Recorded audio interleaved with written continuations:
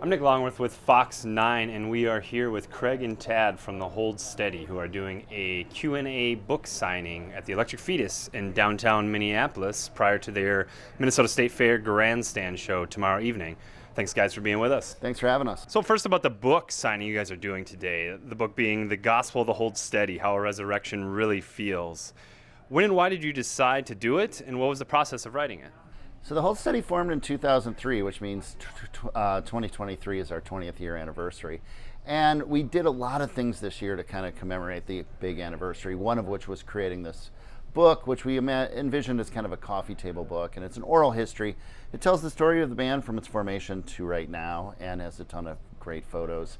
And I think it came out really well, in particular because I think everyone was really honest. And it's not a puff piece. That really kind of goes into some of the struggles, some of the dark times of the band, as well as some of the triumphs. And I just thought we thought it was time that I thought a lot of the fans would like something like that. And there was enough material to fill a book, which wouldn't have been the case 3 years in.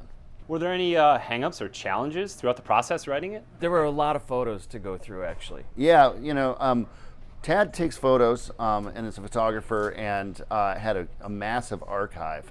And then we just had a lot of other photos, a lot of submissions from we asked for fan submissions. And so editing the photos was maybe the biggest thing. And, Tad had a lot of photos of us because when he's playing guitar, he can't take photos. So he had a lot of photos of us in airports, trying to get somewhere.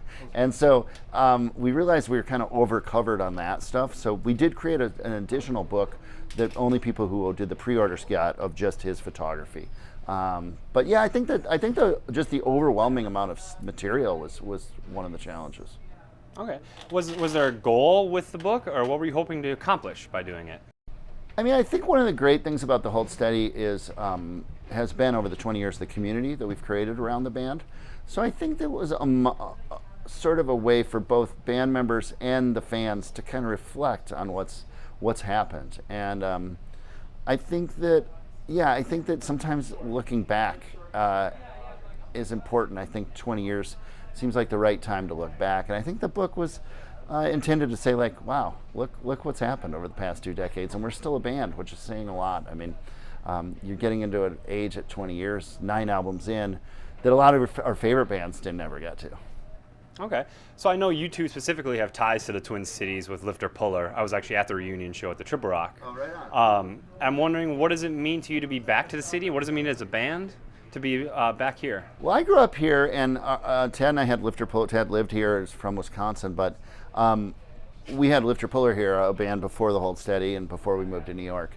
So there's always been a connection to the Twin Cities. It's always, I think it's nice to have kind of two homes to come back to, It's like, our biggest shows in New York? Well, maybe our biggest shows are in Minneapolis. And but it feels like we get to have kind of 2 birthdays, two hometown shows every year or every time we play. So I think that's really cool. And Twin Cities is always a great, massive music scene. And like tomorrow, for instance, we're playing with 2 of our favorite bands, Bob Mould and Dillinger 4.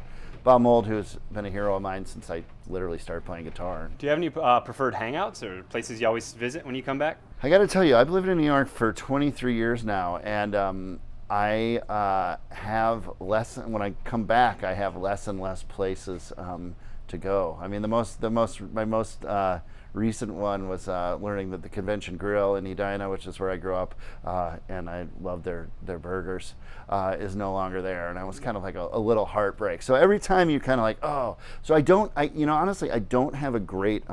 We like going to Grumpy's Northeast, I guess. I like going to Target Field because I remain obsessed with the Twins, and I think those are probably the big 2. When we would see Duran Duran last night as we were leaving, wanting to go out, I literally Googled, where do the rock and roll guys drink? Did it say Grumpy's? Yes, it did. Yeah, Yeah, I'd heard a rumor through a couple of friends that you guys were at Grumpy's last night. yeah, That's cool. Very true.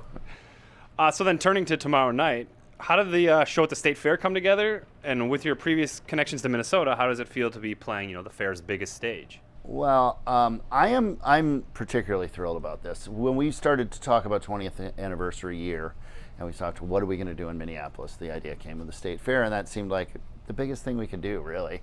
And almost it seemed too big, like could we possibly do it? But we worked out a way to do it. I saw my first ever live music at the grandstand of the State Fair. It was 70s teen idol Leif Garrett. And actually, I have not seen a show there since before last night when I saw Duran Duran. It's much different now. But I'm thrilled. I mean, it feels like full circle, and I know I will have a lot of friends and family in the audience. So I'm already getting a little, I don't want to say nervous, I'll say excited. Okay, yeah, absolutely. So then turning further to the future, what does the future of the Hold Steady look like these days, both playing shows and recording projects? Well, I mean, we've had a great year, and I think we'll just keep doing it, playing shows and making music and recording it. And, beyond that, I don't know that there's any huge plan, but we do have our Brooklyn, we have a residency that we do every year in Brooklyn the weekend after Thanksgiving weekend. So that's coming up. We call that Massive Nights. We have the same thing in London in early March, in England, that we do every year. That's coming up. And then, we'll start to fill in our 2024. But I don't think we overthink it too much. It's mainly play some shows and write some music. Okay, cool. So then of the residencies, I got to ask, 2024, when do we get a First Avenue residency?